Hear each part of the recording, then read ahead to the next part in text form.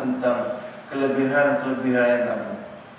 Dalam hadis ini antaranya yang pertama disebutkan bahawa kalaulah manusia tahu tentang kelebihan an-nida. An-nida ini maksudnya adalah azan itu sendiri. Kalaulah manusia tahu tentang kelebihan azan itu, bahawa pada masa itu mereka pasti akan menyahutnya. Kata Ibn Hajar al-Asqalani, kita bahawa azan ini merupakan syiar Islam. Syiar. Bila mana sesuatu benda yang dinamakan syiar, dia mesti kena terdiri azan. Kalau boleh, kena kuatkan. Kena kuat sifatnya. Sebab apa? Satu kelebihan yang ada kepada orang yang dipanggil Bilal, bahawa dia akan mendapat pengampunan daripada Allah Subhanahu wa Ta'ala sejauh mana suaranya didengari oleh makhluk-makhluk Allah, bukan hanya manusia, bahkan tumbuh-tumbuhan. Lepas itu dia kata bahawa dalam bab azan, Bilal kena lakukan azan dengan suara yang paling supaya apa? Didengari oleh masyarakat seluruh. Kemudian pada masa yang sama kita tahu orang yang menyahut surah, yakni yang datang ke rumah Allah Subhanahu wa Ta'ala. Sebab tu antara satu peristiwa yang berlaku kepada seorang sahabat Nabi, Abdullah ibn Maktum, seorang lelaki yang buta, yang datang kepada Rasulullah sallallahu alaihi wasallam bertanya dalam keadaan minta pengecualian untuk tidak datang ke rumah Allah Subhanahu wa Ta'ala. Lalu yang ditanya oleh Rasulullah, kamu dengar tak azan? Kamu dengar tak azan? Jawab Ibn Maktum bahawa aku dengar. Kata Rasulullah, kalau kamu dengar, datanglah rumah Allah Subhanahu wa Ta'ala. Maknanya ialah tanggungjawab orang yang dengar azan tanpa ada keuzuran datang ke rumah Allah Subhanahu wa Ta'ala. Cuma menjadi kelaziman kita yang dengar azan hanya sekadar tahu dah masuk waktu, tapi tidak tergerak untuk datang ke rumah Allah Subhanahu wa Ta'ala. Dan kata Rasulullah bahawa kenapa bila mana azan berkumandang segera? Kata Rasulullah sallallahu alaihi wasallam ialah kalaulah manusia tahu tentang saffal awal, kalau manusia tahu tentang kelebihan untuk berada di saf yang awal. Dia kata antara kata Imam Nawawi bahawa antaranya ialah kenapa kelebihan saf awal, satunya orang yang berada di saf awal mendapat doa daripada para malaikat. Yang keduanya ialah didapat dekat dengan iman itu sendiri. Pada masa ini kelebihan yang menanti orang yang berada di saf awal. Karena itulah kata Rasulullah, kalau kamu tahu kelebihan tersebut tentang nak menyahut surah azan. Dan kalau kita lihat surah azan tadi menyahut azan, antaranya doa lepas azan. Nampak benda kecil, orang lawankan azan, kita dengar jawab azan dan doa selepas daripada azan. Kalau kita lihat antara hadis Nabi sallallahu alaihi wasallam yang hadis sahih yang menyatakan bahawa kelebihan yang menanti orang yang menyahut surah azan dan mendoakan ke atas Rasulullah sallallahu alaihi wasallam. Cuma kelaziman kita ni bila orang azan la ilaha illallah terus Allahumma rabb hazihi da'wati tammah. Kalau kita baca hadis bahawa antara yang disuruh ialah bila mana lawangan azan itu diakhiri dengan la ilaha illallah, jawablah la ilaha illallah, kemudiannya disertakan dengan selawat atas Nabi sallallahu alaihi wasallam. La ilaha illallah Muhammadur Rasulullah sallallahu alaihi wasallam, barulah Allahumma rabb hazihi da'wati tammah sampai habis. Lalu kata Rasulullah, orang ini baginya halat lahu, baginya akan mendapat syafaat Rasulullah pada hari kiamat nanti. Benda yang nampak kecil, syafaat Nabi pada yaumul mahsyar nanti. Maknanya bagaimana peluang orang yang dengar azan, jawab azan, doa lepas azan, dan segera datang ke masjid dan berada di saf awal. Pada masa itu malaikat akan doanya, Allahumma ighfir lahu. Macam kita baca doa orang meninggal dunia, Allahumma ighfir lahu warhamhu wa'afihi wa'fu anhu. Malaikat mendoakan ke atas orang yang berada di saf pertama, Allahumma ighfir lahu, ya Allah berikanlah keampunan untuknya. Suatu yang digambarkan bahawa yang doakan untuk kita yang berada di saf awal ialah para malaikat. Karena itu Nabi kata, kalau kamu tahu, pasti kamu akan datang. Kemudiannya kata Nabi lagi, kalaulah kamu tahu tentang tahjir, tentang datang dikata awal ke masjid, ini orang yang dalam keadaan segera menuju ke masjid, dalam keadaan dia, kalau hari Jumaat, kalau kita lihat ada kelebihan tertentu. Demikian juga pada waktu-waktu yang lain, bahawa datang ke masjid awal ada kelebihannya. Yang inilah untung orang yang bergelar roja, orang yang bergelar bila. Sebab mereka ni antara orang yang awal datang ke masjid. Dalam hadis lain disebutkan bahawa roja yang datang awal, pada masa itu dibalik paling lambat. Orang inilah yang akan diiringi oleh malaikat dengan bendera. Maknanya kalau kita nampak malaikat bawa bendera itu, sampai mana? Sampai balik rumahnya. Ini orang yang diberikan kelebihan oleh Allah Subhanahu wa taala.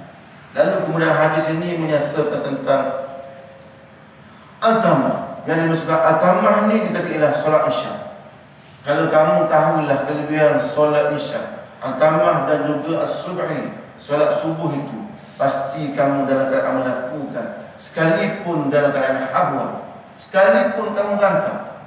Kenapa demikian? Kalau kita lihat dalam hadis yang lain dinyatakan bahawa orang yang solat isyak berjemaah, kemudian yang solat subuh berjemaah, maka dia seolah-olah melaksanakan ibadah sepanjangnya.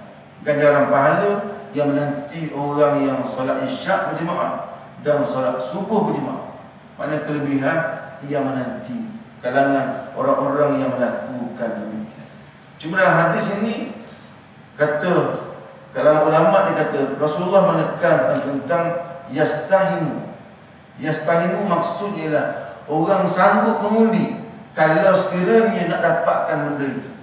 Saya umpamakan contoh, pagi ni jeka buat tawaran. Siapa orang yang terawal, 100 terawal masuk jeka, dapat ganjaran 100,000 seorang. Agak-agak macam mana? Bukan tua-tua dah, saya pun berada di penuh depan. Pada masa itu semua nak masuk. Yang datang 1000 tawar untuk satu orang pertama. Agak-agak bagaimana pada masa itu? Pasti yastahimu belah. Orang akan nak undi. Macam ni nak adil, kena undi lah. Sebab apa? Kelebihan yang besar yang terdapat. Nak sebutkan bahawa inilah kata Rasulullah, kalau kamu tahu kelebihan tentang azan dan juga sa'awat, kamu sanggup dalam keadaan mengundi untuk dapatkan apa yang dijanjikan oleh Rasulullah sallallahu alaihi wasallam dan apa yang dijanjikan oleh Allah Subhanahu wa taala. Cuma yang tu yang dinyatakan oleh Rasul. Cuma bagaimana keadaan kita sebahagian daripada umat Islam? Kalau kita lihat ialah untuk menjadi peringatan kepada umat Islam seluruhnya. Bila mana akhir zaman, masjid dia akan menjadi suatu yang sifatnya lengang. Sifatnya Islam kembali menjadi asing. Orang tak minat pada agama itu sendiri. Orang tak minat untuk menghidupkan rumah Allah Subhanahu wa taala. Yang ni yang di antara suatu yang paling kita khawatirkan. Sekalipun dijanjikan oleh Rasulullah berbagai kelebihan, namun kadang-kadang ialah umat manusia ini, sebahagiannya umat Islam sendiri mengabaikan apa yang dinyatakan oleh Rasulullah sallallahu alaihi wasallam. Bahkan disebutkan bahawa kalau kamu ini tahu kelebihan itu, walau habwa, sekalipun kamu terpaksa merangkak, kamu datang. Nak gambarkan maknanya kalau kamu tahu kelebihan, merangkak kamu datang. Dan kalau kita lihat, yang inilah di antara suatu yang mudah-mudahan yang menjadi ingatan pada kita ialah kita ni termasuk daripada orang yang berusaha untuk itu ataupun tidak. Yang ni yang paling kita bimbang. Sebab umat Islam ni dia kata bahawa bila mana, betul, kenapa Allah berikan ujian? Kenapa Allah berikan musibah? Kadang-kadang musibah itu menyebabkan umat Islam mula ingat Allah Subhanahu wa taala. Sebab kita ni kadang-kadang ialah jarang untuk bersyukur kepada Allah. Bila mana Allah tarik nikmat, barulah tahu untuk bersyukur kepada Allah Subhanahu wa taala. Yang ni mudah-mudahannya jangan sampai terjadi demikian. Allah Ta'ala nikmat dulu baru kita nak berubah. Sedangkan kalau kita lihat Rasulullah mengajar pada kita usaha awal-awal, yang mudah-mudahannya kita termasuk daripada kalangan orang yang akan dekat dengan Allah Subhanahu wa taala. Dan yang kata baru kalau kita lihatlah sebelum daripada kita menyambut Ramadan ini, Ramadan Al-Mubarak, kita masuk dulu bulan Rajab. Rajab, Sya'ban, Ramadan. Kalau kita lihat antara yang bulan Rajab, antara yang tersambut ialah Isra' Mi'raj. Isra' Mi'raj dikaitkan dengan soal Masjidil Haram, Masjidil Aqsa. Kemudiannya bila masuk bulan Sya'ban, kita dijanjikan pula dengan nisfu Sya'ban, suatu yang kelebihan yang menanti orang-orang yang buat ibadah pada malam nisfu Sya'ban diberikan ganjaran pahala oleh Allah. Semuanya kalau kita lihat Allah tawarkan berbagai kelebihan untuk umat Islam agar kita ni dekat dengan Allah Subhanahu wa taala. Allah nakkan kita ni dekat dengan Allah itu sendiri. Namun hakikatnya ialah kalau kita lihat ialah umat Islam seolah-olahnya makin jauh daripada agama. Makin jauh sehingga kan apa pun yang berlaku pada kita buat tahu je. Sebab itulah kalau kita lihat umat Islam ni dia akan menjadi kuat, jadi hebat bila mana dekat dengan rumah Allah Subhanahu wa taala. Kita lihatlah antara hari ini umat Islam mana yang dapat dijadikan contoh. Mana di umat Islam mana yang kita nak jadikan dia contoh teladan untuk kita lihat. Oh, ni kelebihan orang dekat dengan rumah Allah Subhanahu wa taala. Ni kelebihan orang dekat dengan Al-Quran. Hari ini yang nampak jelas umat Islam yang kuat ialah antaranya yang berada di Palestin. Itu semua orang nampak bagaimana Israel lanyak dia.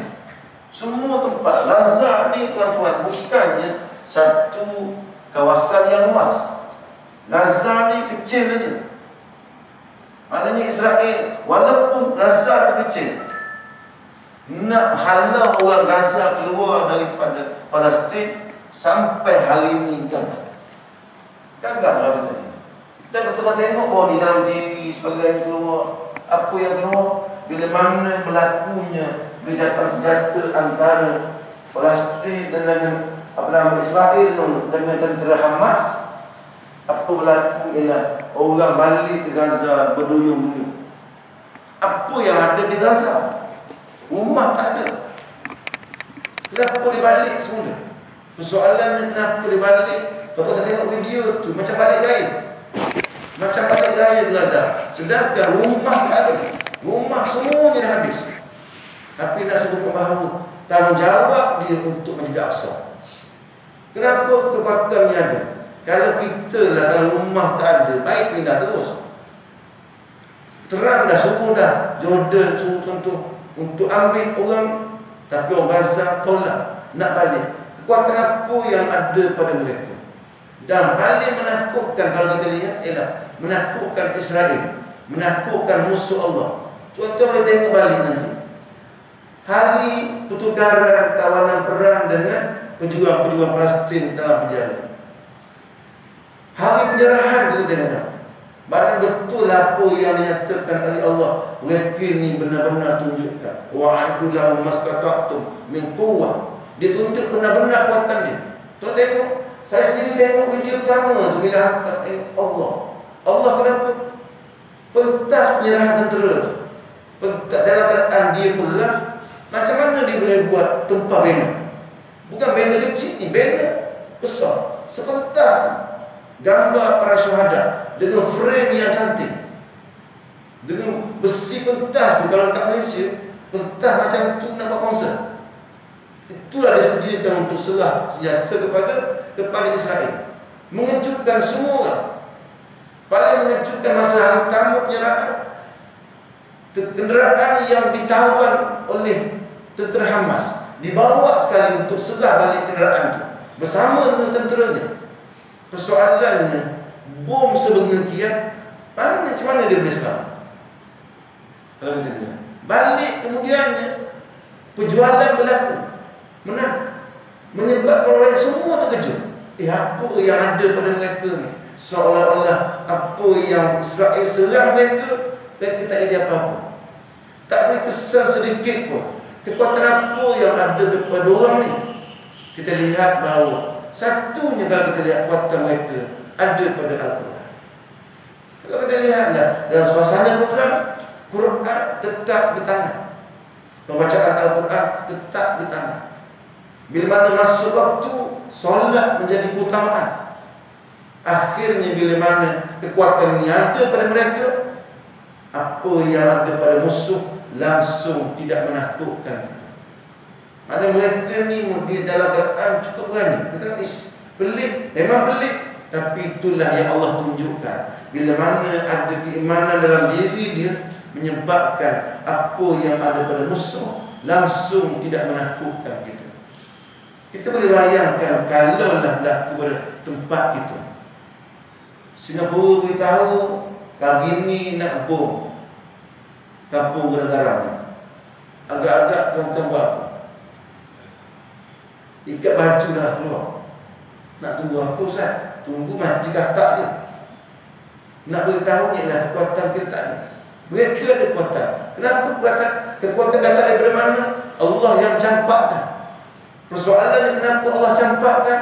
Sebab mereka ni antara orang yang dalam Quran menyediakan tapak yang cukup baik mendapat rahmat daripada Allah Subhanahu wa taala. Tuan-tuan tengok budak-budak ni.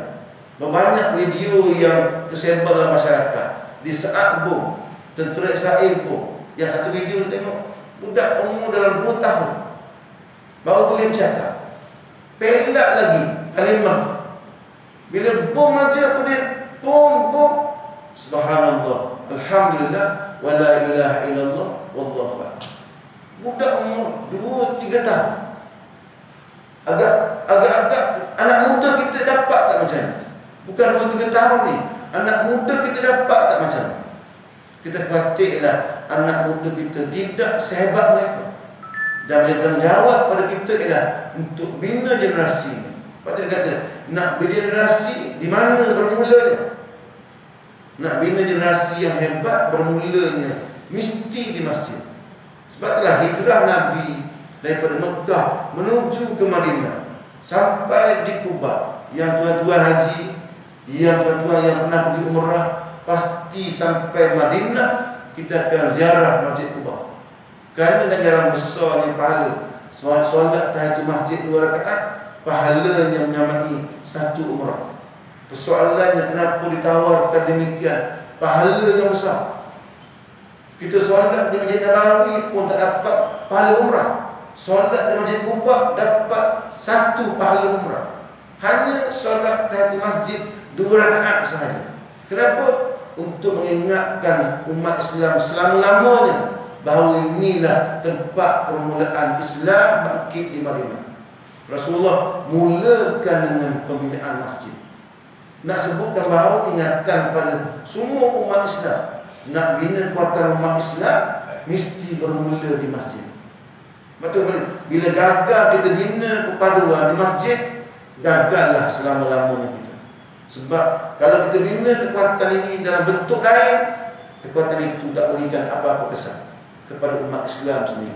Dan itulah mudah-mudahannya kita menjadi kalangan orang-orang yang menghidupkan rumah Allah Subhanahu wa taala. Nabi sebut, kalaulah kamu tahu, kalaulah manusia tahu kelebihan itu, pasti mereka datang. Sebab apa? Rahmat Allah Subhanahu wa taala dalam keadaan yang cukup besar diberikan kepada umat Islam. Cuma kalaulah contoh lepas mayat jemaah, selak sejadah, imam dapat 500, makmum sahawat 400, makmum sah yang kedua RM10. Agak-agak ada tak nak berada sah pertama, sah kedua? Tak ada. Berebut. Setiap imam tarik, koyak pada imam. Si imam jadi imam 500 setiap kali.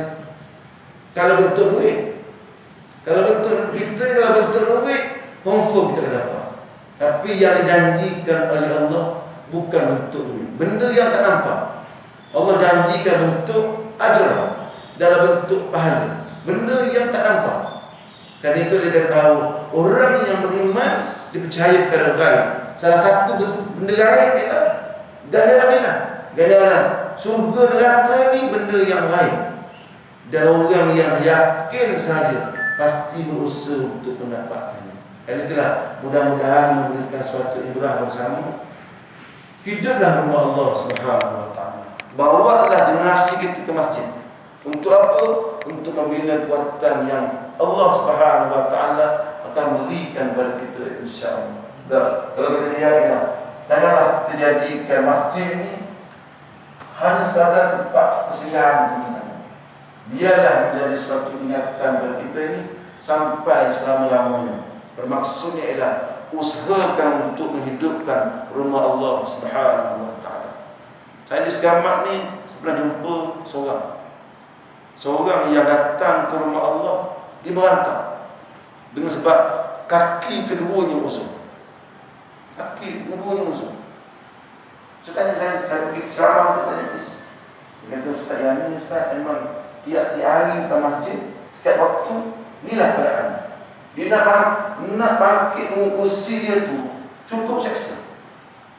Orang badan lawa, tapi Allah uji dengan keusahaan. Setiap masa sampai dengan isteri dia naik motor sampai di tangga turun, nak sebutkan bahawa kadang-kadang Allah uji dia demikian, namun semangatnya untuk beribadah kepada Allah tinggi. Yang kita khawatir kita yang sihat adalah gap sedikit. Itu dia. Kadang-kadang halangan nak datang ke rumah Allah Subhanahu wa taala. Sedangkan ni ruang yang kita dapat cari pahala. Yang mudah-mudahan ialah kita diberi kekuatan oleh Allah, kita gunakan sebaik mungkin. Mudah-mudahan kita di antara kalangan orang yang makmurkan rumah Allah Subhanahu wa taala. Dan Allah sebut, walau anna ahlal qura amanu wattaqu. Kalau sekiranya penduduk kampung itu beriman dan bertakwa kepada Allah, la fatahna alaihim barakatin minas sama'i wal ardh. Allah bukakan pintu keberkatan. Ukuran mana dilihat di situ? Sebab ulama kata bahawa ukuran yang kamu nampak pertama ialah bagaimana masyarakat kampung itu menghidupkan rumah Allah Subhanahu wa taala. Untuk la fatahna alaihim, kami bukakan pintu keberkatan buat mereka, langit dan bumi. Salah satu antaranya ialah asbab bagaimana rumah Allah dalam keadaan dihidupkan dalam masyarakat tersebut. Di samping kemudiannya bagi yang beriman sungguh-sungguh bertakwa kepada Allah Subhanahu wa taala. Sebab apa dikatakan ukuran? Tak mungkin seorang yang namanya takwa, seorang yang namanya beriman kepada Allah, masjid dia jalan. Itulah ukurannya. Maknanya kita ni kalau hebat dalam bab lain tapi masjid tak dekat, tinggalkan. Sebab tu Syekh Daud Al-Fatani untuk akhir tuan-tuan. Pesan Syekh Daud Al-Fatani antara ulama Nusantara yang hebat yang meninggal di Taif. Orang hebat. Antara dia kata bahawa akhir zaman kita akan jumpa dengan ramai orang, termasuk kalangan agama. Orang yang macam mana kita nak boleh sandarkan pada untuk kita bertaut. Sebab kalau silap berpaut, macam-macam boleh berlaku. Dia kata bahawa nak berpaut orang macam mana? Salah satunya nak berpaut, carilah orang yang dekat dengan rumah Allah Subhanahu wa taala. Kalau dia jauh daripada masjid, tinggalkan dia. Sebab dia kata orang hebat ini pasti masjid. Sebab Nabi tidak pernah solat di rumah. Nabi tidak pernah solat bersendirian. Nabi akan solat di masjidnya, dan Rasulullah SAW dalam keadaan solat dalam keadaan berjemaah. Itu kalau bahkan sampai akhir hayat baginda, yang diriwayatkan Aisyah kata sahabat-sahabat Nabi maknanya ialah bantu Nabi, mana angkat Nabi untuk ke masjid solat bersama. Gambaran yang diperlihatkan bahawa itulah Rasulullah, dan nak jadi yang terbaik ikutlah apa yang ditunjukkan oleh Rasulullah sallallahu alaihi wasallam. Mudah-mudahan kita usaha untuk sampai ke rumah Allah Subhanahu wa taala. Bagaimana Allah berikan kudrat, mudah-mudahan kita akan datang ke rumah Allah Subhanahu wa taala. Sebab dia memberikan kesan kepada tabiat kita. tabiat kita. Sebab tu tuan-tuan nanti yang mungkin tahun ni ada yang dapat pergi haji sebagainya, tuan-tuan akan lihat dengan penuh keheranan sampai di masjid Mekah ni semua orang datang. Tapi bila mana tuan-tuan berada di sana, tuan-tuan akan nampak realiti dalam masyarakat. Tuan-tuan bergerak daripada hotel nak ke masjid, tuan-tuan akan nampak orang yang daripada ni nak balik ke hotel. Tuan-tuan, ni masuk waktu, saya balik. Terutama subuh. Subuh cukup petang. Sebab apa? Orang buat umrah pada waktu pagi. Tak panas. Pukul 3 nak subuh, tuan-tuan bergerak daripada hotel. Dia nak balik. Ini 10 minit lagi masuk waktu ni. Dia meninggalkan masjid sekalipun baru buat umrah. Kelaziman tak dekat dengan rumah Allah sampai di Mekah sekalipun tak dekat dengan rumah Allah Subhanahu wa taala. Ini tuan-tuan sampai kita lihat. Hari Jumaat dari kita. Hari Jumaat dari kita sebab apa? Nak masuk masjid pukul 8, pukul 9. Solat pukul 12. Pada masa itu orang ambil pilihan apa? Tak apalah Ustaz. Solat lagi para dia akan buat sekatan di masjid sebab dah penuh. Kebanyakannya ialah ramai orang solat dekat hotel. Hari Jumaat. Ni nak buat haji ni lah. Buat haji Ustaz. Buat haji juga. Solat sekali letak plek, dengar khutbah orang lagi dari lain. Solat saja. Perbahasan tentang asal-asal Syafi'i memang tak sah. Imam Malik, Imam Hanbali sah Ustaz. Ini masalah mana ni? Saya ikut Ustaz.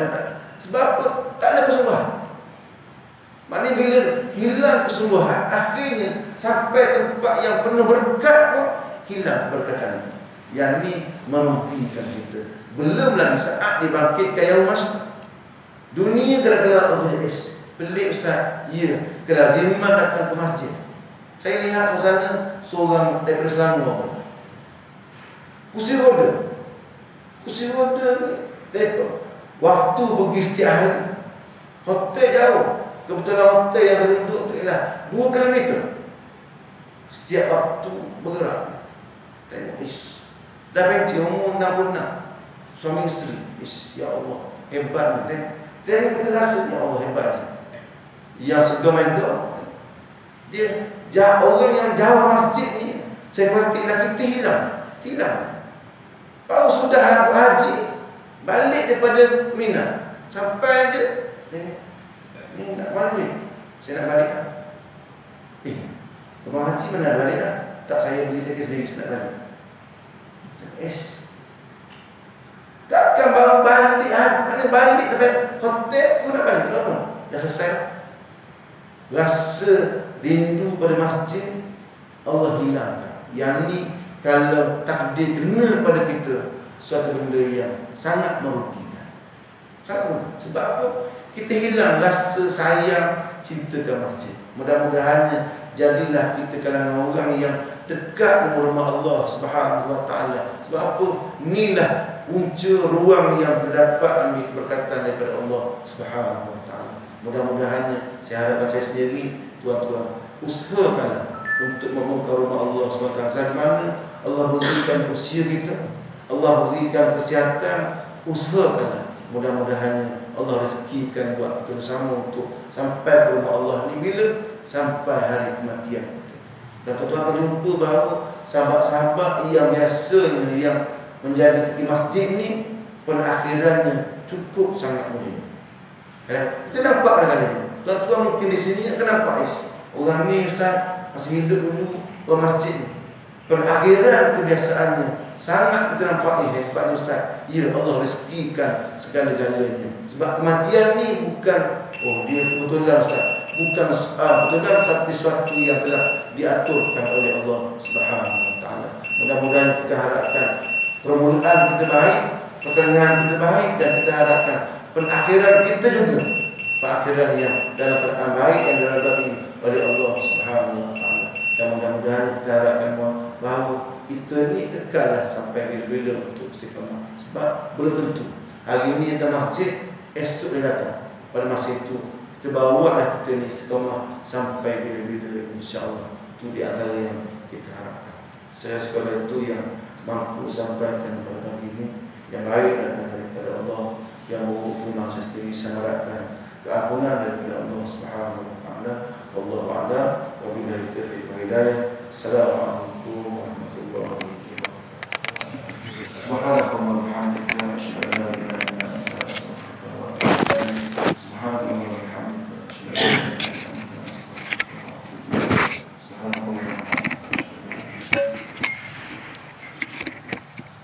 Waalaikumsalam warahmatullahi wabarakatuh. Alhamdulillah, terima kasih kepada Ustaz Wan di atas tazkirah yang cukup menarik dan memberi peringatan kepada kita.